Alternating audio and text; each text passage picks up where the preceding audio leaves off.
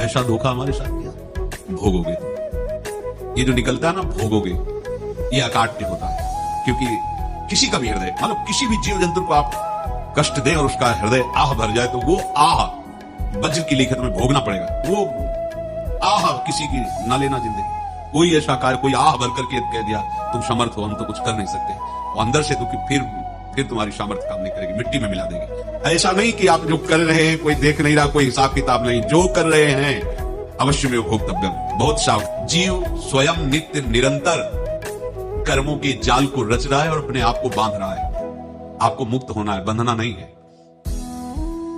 जीव का जन्म कर्मों के अनुबंध से होता है, कर्मों के बंधन से होता है, और उसको अपना ऋण चुकाना होता है, कर्मानुबंध। ये बहुत सूक्ष्म विषय है। जैसे आप जिस परिवार में जन्म लिए हैं, तो उस परिवार के लोगों से आपका ऋण है, इसलिए उसी परिवार में आप आए। और ऋणानुबंध, उसको बिना चुकाए या बिना वसूल किए आप वहां से जाएंगे नहीं। आपको लेना है तो वसूल करना है, और देना है तो चुकाना है। ये पूर्व के जन्मों से निश्चित किया गया है। जैसे किसी के यहां पुत्र हुआ, जन्म से ही पैसा खर्चा शुरू हुआ, बड़ा हुआ तो उद्दंडता के द्वारा मार पूरे परिवार को क्लेश पर क्लेश देता चला जा रहा है। ये तुम्हारे कर्म का फल है। या ऐसे शक्तिहीन बुद्धिहीन ऐसे पागल है, मुझे जीवन सेवा करो, तुमसे अपना हिसाब चुकाने के लिए वो आया है। अब परिवार के जो सदस्य जुड़े आके, और पत्नी आते ही पूरी हृदय में आनंद, परिवार में आनंद, और जीवन भर वो आनंद ही सुख देने के लिए उसका जन्म हुआ। वो अपना ऋणानुबंध मुक्त, वो आते ही भयंकर क्लेश खड़ा कर दिया, बीच में दीवार और झगड़ा वैसा, फिर अतरे दिन मारपीट शुरू, कलह अशांति, पूरा जीवन नर्क हिसाब करने आई। यहां ऋण चुकाए बिना कोई जा नहीं सकता, ऋण चुकाना पड़ेगा। किसी का ऋण वसूल करना है तो किसी को ऋण चुकाना है, दोनों काम करने होते हैं। अनेक जन्मों में अनेक लोगों के साथ हमने जो बर्ताव किए हैं, अच्छे या बुरे, वो होंगे। अब किसी आदमी को हम जानते नहीं, अचानक मिला, अचानक टक्कर लगाओ, मार पीट गाली गुप्ता सब कर दिया, चुपचाप सह लो। क्यों? ये आपका हिसाब है, पूर्व का हिसाब। हमारा उससे कोई द्वेष नहीं, कोई संकल्प नहीं, अचानक घटना घटी और हमसे द्वेष करने लगा, हमें पीटने लगा, हमें गालियां दे, ये हिसाब है, चुपचाप सह जाओ। अपने घर का भाई ही भारी दुश्मन बन गया और क्लेश, हिसाब है।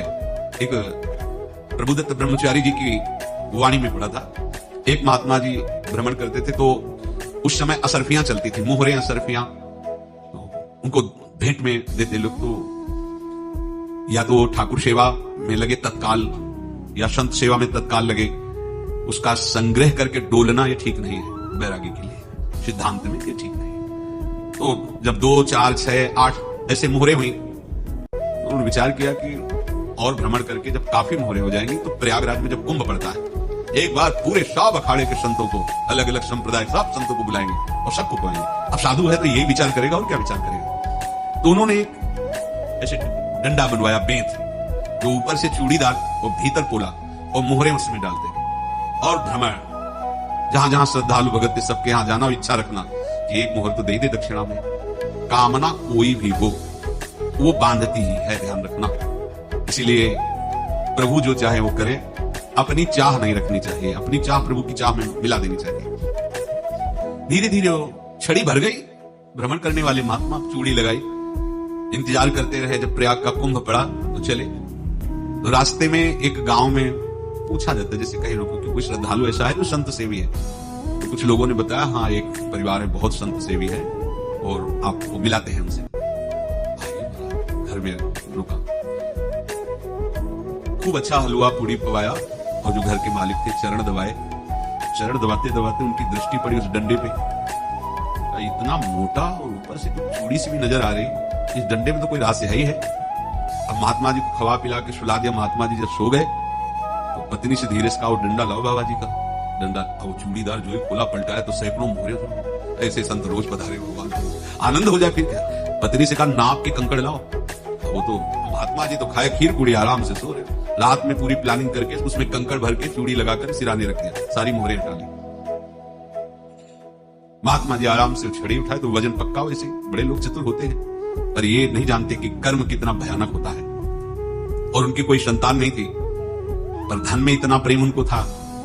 बहुत सावधान रहे। साधु महात्माओं के पास जो अर्थ है, गृहस्थी अगर आता वहीं से है, पर अगर उसको जोर जबरदस्ती या किसी छल कपट से, तो वो उसका विनाश ही करता है। आज तक का प्रमाण है। अब उनको ये भाव पता नहीं होगा, या पता होगा तो लोभ के कारण वो उसको मान नहीं पाए होंगे। महात्मा जी गए प्रयाग में, किसी अखाड़े पर रुके और वहां प्रार्थना की कि कल जो है संपूर्ण अखाड़ों का निमंत्रण किया जाए और सब संतों को भोग पवाया जाए, उनको दक्षिणा भी दी जाए।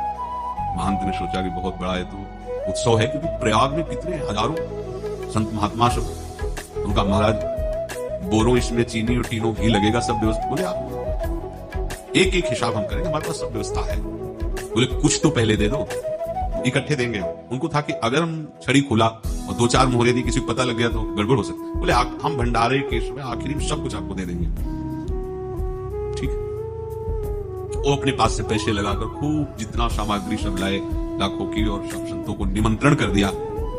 संत जन निमंत्रित हो गए, भंडारा बन रहा है। तब वहां के महंत है, उनका देखो भंडारा भी बन रहा है, संतों को निमंत्रण। अब आप अर्थ की व्यवस्था कीजिए, क्योंकि इतनी बड़ी हमारी सामर्थ्य नहीं थी जितना हमने किसी तरह हमने व्यवस्था की। अब मुझे अर्थ चाहिए, तभी आगे की व्यवस्था बढ़ेगी। संतों को दक्षिणा देंगे और जिनसे अर्थ लिया उनको दे। देखो रसोई बन गई सब। उनका छत में विश्वास नहीं तो यार चूड़ी खोली। उनको तो था ना कि मोहरे हैं कंकर, तो जिसे कितना उनको सदमा लगा होगा। हजारों संतों का निमंत्रण, रसोई बन, तब संत हो के छल कपट। उनका महाराज आपने तो हमारा नाश कर दिया। महंत थे, अब बताओ रसोई बन गई, संत निमंत्रित हो गए, आप ये कंकड़ दिखा रहे हैं हमको। आपने तो हमें बर्बाद कर दिया, हमारी इतनी सामर्थ्य नहीं थी, आप पहले बता देते। संत होकर ऐसा छल कपट। अब बोले तो क्या बोले, क्योंकि उनको पता था कि मोहरे हैं इसमें। अंदर से उनका चिंतन गया उसी सेठ के पास।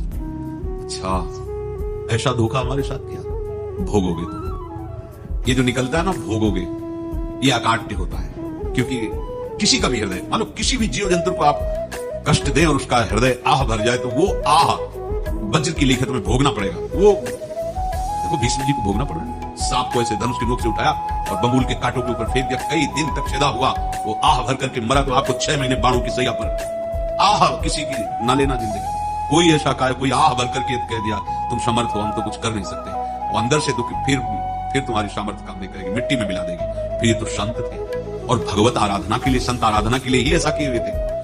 अब इनका कैसे मुंह दिखाएं, अब क्या करें। सुबह संत जन आएंगे, सबके बीच में हमारी ये देखो इन्होंने, अब क्या करें। गए और संगम में जाके छलांग लगाई, अपने प्राण त्याग दिए। अब उनके तो पास मोहरे थी और व्यापार बढ़ा, और 9-10 महीने बाद ही लड़का हुआ। अब तो उनको आके संत फलीभूत हो गया। व्यापार चल रहा, लड़का नहीं होता था, लड़का भी हो गया। बड़ा आनंद छा रहा है। जब से वो प्रकट हुए और धन की वृद्धि शुरू हो गई, पढ़ाई लिखाई में उनके खर्चा हुआ, सब बस बीमारी शुरू हो गई उनके शरीर में। अब उसमें पैसा जाना शुरू हुआ। इतने आसक्त तो वो दोनों हो गए कि कुछ भी हो, व्यापार ठप, संपत्ति बेचना शुरू। तो उन्होंने कहा कि बेटा मैं क्या कर सकता हूं तुम्हारी। बोले हमारी अंतिम इच्छा है प्रयाग चलो, और जितने प्रयाग में संत महात्मा सबको एक बार भंडारा करवाओ। हमारी इच्छा अंतिम है, क्योंकि अंतिम यही इच्छा थी। बोले अब ज्यादा संपत्ति तो नहीं रह गई, तो बोले घर बेच दो, मेरे लिए ही तो है, बेच दो। मुझे लगता मैं बचूंगा नहीं, पर मेरी अंतिम इच्छा पूर्ण कर दो। घर बेच दिया, जेवर बेच दी। वहां गए, जब संत सेवा की तो बोले मुझे संगम तक ले चलो। संगम तक ले गए और बोले समझे तुम चुराए थे और हमने उसको छीना है, कुछ नहीं रह गया तेरे पास कुछ। अब केवल ममता और आसक्ति में जलकर मर और नर्क प्राप्त कर। मैं वही महात्मा हूं जिसकी तुमने मोहरे ली थी। शरीर छोड़ दिया। महात्मा को जन्म लेना पड़ा और इनको दुर्गति भोगनी पड़ी। ऋणानुबंध होश में, ऐसा नहीं कि आप जो कर रहे हैं कोई देख नहीं रहा, कोई हिसाब किताब नहीं। जो कर रहे हैं अवश्य में भोक्तव्यम, बहुत सावधान। अनेक जन्मों में अनेक लोगों से जो कुछ लिया दिया है, इस लेने देने को मिटा देने के बाद ही तुम मुक्त हो गए। इसीलिए एक उपाय है, लेना न देना मगन रहना। क्या? मालिक को समर्पित हो जाओ, मालिक को अपना माना हुआ समर्पित कर दो, खत्म। अहम तो आम स्वरूपाभिभ्यो मोक्षयिष्यामि, सब खत्म। आगे पीछे लेना देना सब खत्म। एकादश स्कंद में भगवान श्री कृष्णचंद्र ने कहा जो मेरे चरणों का आश्रय लेकर भक्त मेरा भक्ति करता है, उसके पितृ ऋण, मातृ ऋण, देव ऋण, ऋषि ऋण, सब ऋणों से मैं मुक्त कर देता हूं। बस यही एक उपाय है जो इसके बंद करने का उपाय भक्तों के लिए है, वो यही है। भगवान की शरण में होकर अपना माना हुआ पूरा भगवान के अर्पित कर दो। अर्पित करने का तात्पर्य उसमें आम हटा दो। तदीयम वस्तु गोविंदम तुभ्यमेव समर्पयामि। जिनसे तुमने सेवा करवाई है उनकी सेवा करनी पड़ेगी। जिनसे तुमने जो कुछ लिया है उनको देना पड़ेगा। ये लेने देने का व्यापार जब तक समाप्त नहीं होगा तब तक तुम्हारा जन्म मरण चलता रहेगा। अब आपको यहां समझना है, यदि आपसे किसी ने पैसे लिए बेईमानी करके नहीं दे रहा है तो आप उसको गाली मत दीजिए। आपने बेईमानी की थी इसलिए आपकी बेईमानी हुई है, ले गया। कोई बात नहीं है, बंधन से मुक्त हुए, जो बोझा था चला गया। उसको ऐसा ना देखे कि ये बेईमान हमारे रुपए मार लिए, अब जो कुछ होगा देखेंगे। अगर आप आगे नया कुछ करते हैं तो फिर आगे का हिसाब आपको भोगना पड़ेगा, ध्यान रखना। ऐसा नहीं है कि आपको भोगना नहीं पड़ेगा। एक ही उपाय है कि आप जो शरीर धारण किए इसी में जो भोग ले, आगे ना होना चाहिए। तो क्या करें? सर्वतो भावेन भगवान की शरण ले ले। ये तो सर्वाणि कर्माणि मयि सन्न्यस्य मत्पराः अनन्येनैव योगेन माम ध्यायन्तु उपासते तेषामहं समुद्धर्ता मृत्यु संसार से। ये बड़ा कठिन है पार होना, कोई छोटी मोटी बात है? एक महात्मा बाल्यावस्था से भजन करते थे, शालिग्राम भगवान पास रखते थे और उन्हीं की आराधना करके बस पाठ, नाम, जप और भ्रमण करते थे। यौवन अवस्था थी, गंगा जी के किनारे अपने ठाकुर को विराजमान करके स्नान करने के लिए कपड़ा ही उतार रहे थे कि 90 लोग आ गए, भाला तलवार सब, मारो मारो इसको मारो, घेर लिया। उन्होंने हाथ जोड़कर कहा, हमने क्या अपराध किया? कोई सुन ही नहीं रहा। तो उन्होंने कहा, मार तो डालोगे ही आप 90 लोग, हमको अस्त्र शस्त्र तो लिए नहीं, एक बार हमें गंगा में डुबकी लगा देने दो और अपने ठाकुर को स्नान करा देने दो, फिर इसके बाद आप मारते। भगवत इच्छा से लोग रुक गए, स्नान किया और अंदर से प्रार्थना की, प्रभु ये क्या लीला है आपके सिवा मेरा कोई है नहीं और ये मुझे मारना चाहते हैं। तो भगवान ने जानते हो क्या कहा उनके अंतर में? तुम मेरे में ध्यानस्थ होकर के शरीर को छोड़ो, ये लोग मारेंगे। ये मेरे भजन का फल है कि तुम्हें 90 जन्म नहीं लेना पड़ेगा। एक ही जन्म में 90 मिलके, तुमने 90 हिंसा की थी पूर्व में, तो तुम्हें 90 बार जन्म लेना होता और एक एक करके मारते। ये मेरे भजन का प्रताप है कि एक बार में ही 90 का हिसाब हो जाएगा। तुम आंख मूंदो, मेरे ध्यान में मगन रहो, मेरे प्रताप से तुम्हें कोई चोट नहीं होगी और स्वाभाविक मूर्छा अवस्था में प्राण तुम्हारे छूट जाए। ऐसा ही हुआ, ऐसा हुआ। तो ये बात समझ लो कि ये जो कर्मानुबंध है, ऋणानुबंध है। अब देखो, अगर शाप महात्माओं ने दिया कि तुम्हारे वंश का इससे विनाश होगा, तो भगवान भी परम धाम जा रहे तो उसी कील से, बाण की नोक में जो मछली लील गई थी छोटा कण, उसी से की नोक बनाई और उसी नोक प्रहार किया। भगवान के श्री चरण में वही बाण की नोक लगी, भगवान ने स्वीकार किया ना। भगवान का बड़ा लीला विचित्र है। अगर छुप करके उधर रामावतार में बात, तो इधर स्वीकार किया भगवान ने। ऐसा कहीं नहीं दिखा कि मैं भगवान हूं तो मैं अपने लिए, ऐसा नहीं दिखा। नारद जी का हित किया पर नारद जी ने श्राप दिया तो भगवान ने स्वीकार किया। बंदरों ने ही सहायता की, जैसा बोले थे वैसा। ये लीला इस शरीर में भोगनी पड़ेगी। हाँ, ज्यादा को कम में भुगता देंगे, पर अगला शरीर ना मिले इसके लिए सर्वतो भावेन भगवान के आश्रित हो जाए। जैसे आपने दुकान फैला रखी है तो उसमें दो काम होते हैं, लेना और देना। किसी को उधार दिया है तो हमें उसे लेना है, और कोई नगद देकर सामान ले रहा है तो उसे सामान देना है, या उधार लिया है तो हमें उधार देना है। अब अगर दुकान बंद करनी है तो तुम्हें देने वालों पर जोर देना है, लेने वालों पर जोर नहीं। लेने वाला तो जाओ हम क्षमा किया, समर्पित किया, हमारा कोई संबंध खत्म हो जाए, वो खुशी हो जाएगा। लेकिन देने वाला तुम अगर दुकान भी उठा दोगे तो जहां भी रहोगे तुम्हारे पास वो आएगा, लाइए हमारा। तो देने पर नजर रखिए, जिसका जिसका हिसाब है वो आपके सामने आता जाए, हटाते जाओ। लेने पर नजर मत रखिए और दुकान फौरन उठा दीजिए, नहीं अगर लेते देते रहे तो चलता रहेगा। आगे चलकर कुछ लेना न देना, मगन रहना बस अपने प्रभु के चिंतन में। अब हम कैसे जाने कि किसको क्या देना है? हमें क्या पता? तो हम पूरा हिसाब जिनको पता है उनको दे देते हैं, समझ रहे हो? उनको पता है क्या लेना है क्या देना है, इनके पास पहुंच गए, सरकारी हिसाब से सब बराबर कर देंगे। हमको अपनी जिम्मेवारी इनकी चरणों में समर्पित कर देना है, तभी हम जीवन मुक्त होंगे। ये रहस्य की बात है। प्रभु कह रहे हैं, यस्य सर्वे समारंभाः काम संकल्प वर्जिताः ज्ञानाग्निदग्ध कर्माणं तमाहु पंडितम बुधाः। जिसके संपूर्ण कर्मों के आरंभ संकल्प और कामना से रहित हैं, तथा जिसके संपूर्ण कर्म ज्ञान रूपी अग्नि से जल गए हैं, उसको ज्ञानी जन भी पंडित कहते हैं, बुद्धिमान कहते हैं। पूज्य श्री भाई जी महाराज कह रहे हैं, जैसे वहां ज्ञानाग्नि से दग्ध कर रहे हैं, तो अपने वृंदावन वासियों का प्रेमाग्नि से सब कर्म संस्कार दग्ध होते हैं। जिस समय आपके हृदय में भगवत प्रेम का प्रादुर्भाव होगा तो लेश मात्र कभी तुम्हें दुख नहीं भोगना पड़ेगा। प्रेम का प्रादुर्भाव होते ही दुख का नाश हो जाता है, महासुख।